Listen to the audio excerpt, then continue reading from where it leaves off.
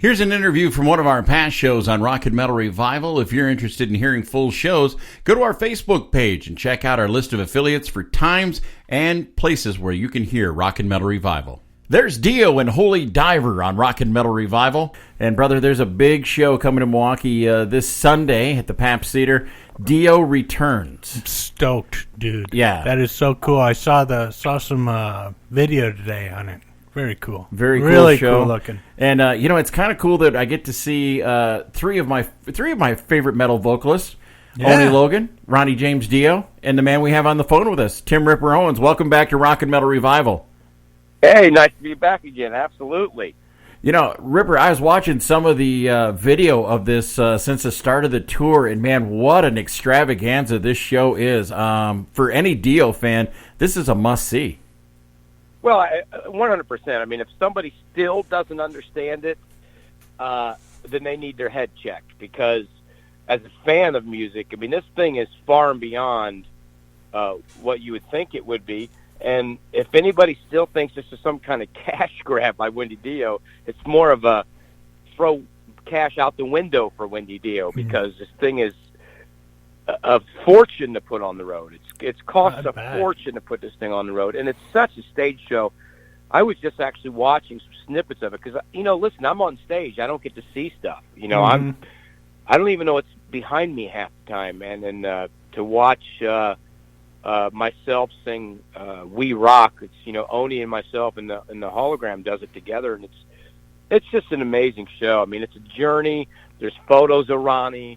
There's dragons, and it's crazy. The light show and the LED and the screens are just crazy. So how long is this tour going, and is it going to continue? Do you think there's enough of people behind it to keep it going and do some more gigs after this? Well, I think it's one step at a time. I don't think there's any doubt after seeing this. There are some people that went to the first version of it in Europe last year, which this is like, just totally blows it away. It's kind of funny how much different this version is, compared to that, how much better it is. And, it's such a good show that there's no doubt it's going to get legs, because it only gets better too. Each time you do something, it's going to get better. And, it's been a success. The crowds are getting more and more each show. But the way the crowds go, to sit down watching it at first, the next thing you know, they're just, last night in New York was insane. I mean, the people were just fantastic. So, that the goal is to keep taking it. I think you want to put this first run of shows. We go till the end of the month and see how it goes and get the word out, and then start going from there. But this thing has to go around the world. I mean, my thing is this. It's not just, if you love Rainbow and Sabbath and Dio, but if you love music and shows, because you can bring the whole family to this thing, because it's just such a show. Yeah. Ripper, I got to actually meet Ronnie on one of the Heaven and Hell tours, and one of the nicest men I've ever met. And as far as a vocalist, when you're talking metal vocalist, he's right at the top of all the lists. Yeah. How does it feel for you to get out and actually be able to pay homage each and every night to a man who really took metal to the next step? Well, I think the great thing about us doing it, and this isn't done. We're the only people doing it who is his friends, who is his bandmates, family. This is what this is about, and I feel singing him every single night. I feel it. We were friends, and every time I do it, I love doing it. I mean, I don't sing like Ronnie. I can sing. Some Ronnie, but there's only one Ronnie Dio. And I don't even think Ronnie was just one of the best singers in hard rock and heavy metal. I think he's one of the best singers in rock. I mean, Amen. His voice is just so great. But it's special every night, and we feel it. And I think that's what also people get from the show.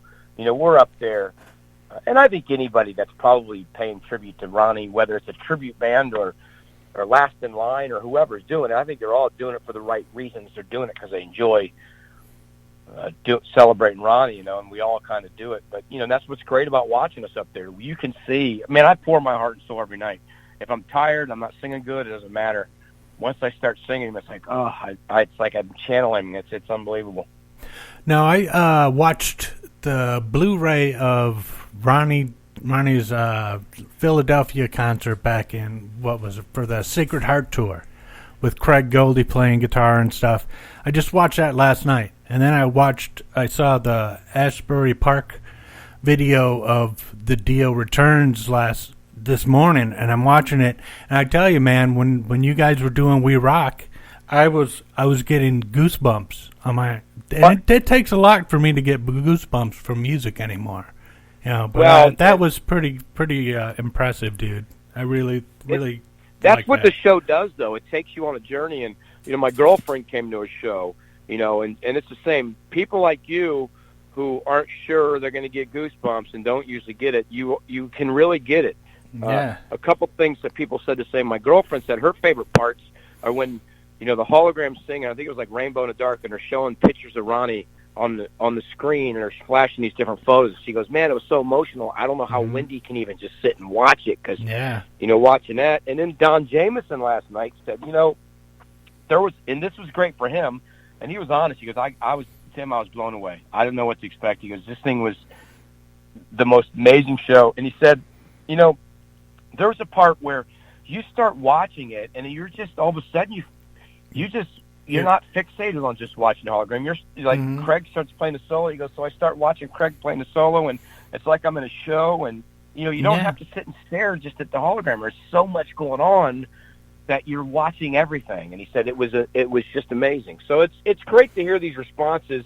And again, whenever I've read somebody still being negative about it, I'm like, you just don't even understand. That's what people just don't understand. Mm-hmm. It hits you every night, And it's sometimes it's hard to grasp that Ronnie's been gone for 9 years now. Yeah, and keeping his legend alive. I know the music would always do it, but for you guys to bring out the musical spectacle and for Wendy to be behind it is just incredible. That's unheard of. Well, you know what I say to people all the time? I said, Ronnie loved to make fans happy. He loved to make fans happy, whatever it took. When people say to me, the famous thing that I love to hear people say is, well, I know Ronnie wouldn't like this. I'm like, what do you mean? Because you bought Holy Diver? Yeah. You think Ronnie wouldn't like it? Ronnie would have loved this. He would love this. Said, he wasn't into the magic stuff. I'm like, he had a record called Magica. We opened a show with a hologram-looking Ronnie speaking that he used in 1986 on the Sacred Heart Tour. So it's not even like, listen, this guy was into that. He was in. So he makes the fans happy. That's what he did. He would sign autographs in the rain to make fans happy. And Wendy's the exact same way. She could sit home, sit in a chair, and make money instead of spending money to try and make fans happy. Even though there's haters, when she's at the show, she doesn't hide behind the scenes. She sits out front and walks around. I love to watch her. And she takes photos with fans and talks to fans and loves to see the reaction of the fans during the show. She's loving that. She's been to about 5 of the shows, and she loves it because that's what she does the same thing. She tries to make fans happy, so that's what's pretty cool. As a fan and as a friend as you are, do you wish, Ripper, that you get to slay the dragon? Do you wish you had the sword and could slay the dragon like back in the day with the old Dio shows? I don't think I could take that. There's certain things that I won't do that Ronnie did. I'm not. I think all of us better not slay any dragon. Exactly, Ronnie. There's another part that I would never do. I remember in the middle of Heaven and Hell where he's got that little breakdown part and the red light comes on. These things. When I first started to do Dio Disciples, they asked me, should we do that version? I said, listen, that was Ronnie's thing, man. I'll sing like Ronnie. I'll sing his songs. And I even do his ad-libs, but I'm not doing that part, because he's going to look down at me and go, I can hear him right now. Even when I mess up, I can hear Ronnie saying, you stupid. I can hear him yell at me. I'm like, oh, no, don't mess up. Now, when we had you on the show a couple months ago, we announced we actually probably handed you the title of the busiest man in metal. And you got a new album coming out at the time, Spirits of Fire. Yeah. And now you're on doing this. What else is in store in 2019 for the Ripper? Well, I'm going to have a rock and roll record I did with a band that will, all that info will be coming out soon. But a lot of the proceeds go to the veterans, so I kind of want to do it. It's totally different to me. It's like a rock record. It's kind of, a dirty rock and roll, old AC/DC kind of stuff. But that's just kind of guest singing on something. But I'm going to try to do some more Three Trimmers touring. I think in August or September, October, we're going to do some more touring. I'm going to start probably slowly writing some more solo stuff. I think I'm going to maybe next year shop the idea around to some labels about putting a new solo record out. Maybe like a solo, like Tim Ripper-Owens' Beyond Fear. So we'll see. Nice. What goes on with that. Awesome. Are there any tunes on the tour tonight? The Dio tour that you think could use some cowbell that aren't getting any cowbell? Because I don't hear any cowbell. No, but there's a few that I would love a tambourine on. So I've tried to tell Simon that. Yeah. And Jizzy Love Hate's opening the show for us. Oh. I saw cowbell on their drum set, so I was actually thinking I could actually double it up with a cowbell tambourine combo. Nice. That would be awesome. That would be awesome, yeah. Well, you know what? We're going to let you pick your favorite Ronnie James Dio tune out of here, Ripper, because you get to play them every night. What's your favorite? Well, I love all kinds, but I love to watch people sing along. So I would say Rainbow in the Dark, just because people love to sing that one. So even though I don't know how, it's so hard to sing. But all right. Well, I'll tell you what, we're going to throw that on out there. Ripper, we hope to see you this Sunday night in Milwaukee, and we're looking forward to getting out there and seeing the Dio Returns show. And thanks again for coming on Rock and Metal Revival. Hey, listen, definitely come out and definitely have a couple beers with me, at least one.